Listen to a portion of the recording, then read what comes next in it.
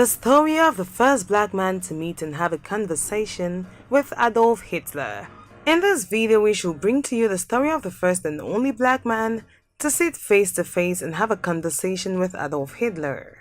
In the autumn of 1932, when African-American scholar Milton S. Wright became the first and only person of African descent known to have had a face-to-face conversation with the infamous Nazi leader Adolf Hitler, Wright was at the time a PhD student of economics at Heidelberg University.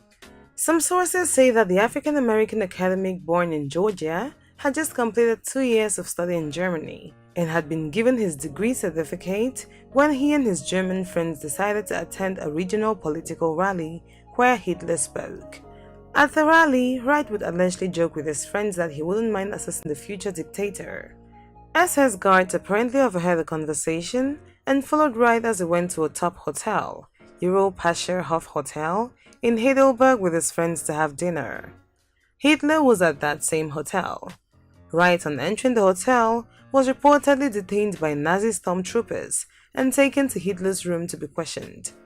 Wright, conversant with the Nazi ideology, was scared and thought that would be his end. But the interrogation turned into a 3 to 4 hour dinner for two, where they discussed several topics. The conversation unsurprisingly became one way. Hitler, who was calm throughout, would ask and then answer his own questions, but with a loud voice. Wright, fluent in German, would later give an account of his encounter with Hitler. The time with Hitler was spent almost entirely by his asking me questions about the Negroes in the United States. Of course, I had little opportunity to answer any of his questions because he would no sooner ask a question that he would immediately proceed to give his own answer. Wright wrote in the Pittsburgh Courier, a black weekly newspaper, "When I would attempt to correct some of his versions of life in America, he would almost invariably break into another question or comment. With that exception, he was most courteous to me. He spoke loudly, long, and with an air of authority." Hitler's views on race during the conversation were what one would probably expect from him. Wright wrote that he, Hitler, expressed the opinion that Negroes could have been much backbone because of the fact that they consistently allowed the whites to lynch them, beat them, segregate them, without rising up against their oppressors. "They must be definitely third-class people," he said.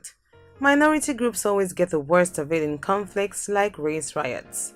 Don't you think your people are destined perpetually to be slaves of one kind or another?" he asked. Hitler's answer was an enthusiastic yes. "Your people are hopeless, a lot. I don't hate them. I pity the poor devils."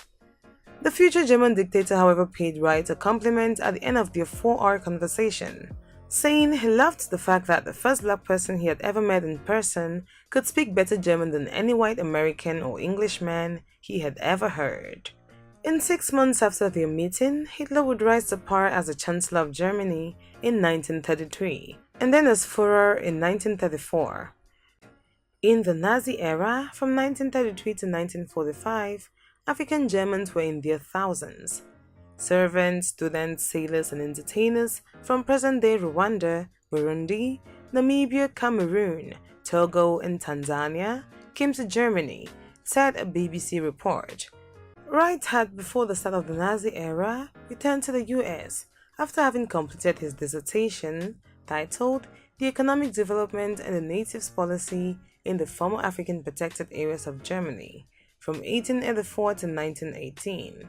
The academic, born in Savannah, Georgia on June 28, 1903, had been pursuing his doctorate in economics at the University of Heidelberg in Germany. He received his BA from the Wilberforce University in Ohio in 1926 and his MA from Columbia University in 1928. While at Heidelberg in Germany, he was a student leader who received a lot of invitations to international student conferences at the University of Cologne in Germany and Oxford University in England, a report said. The year before he met Hitler, he wanted to launch student exchange programs between historically black institutions in the US and German universities. The African-American intellectual would later write a 7-page first-hand account of his meeting with Hitler in an article on Ebony magazine, over 20 years after the reported encounter. While back in the US, Wright became a professor and head of the Department of Economics and Political Science at his alma mater Wilberforce in 1933. In 1959, he was dean of the college. Before his death on March 11, 1972 in Ohio, survived by his daughter, the conversation he had with Hitler was dramatically reenacted on the anti-racist radio show No World A Coming in 1944.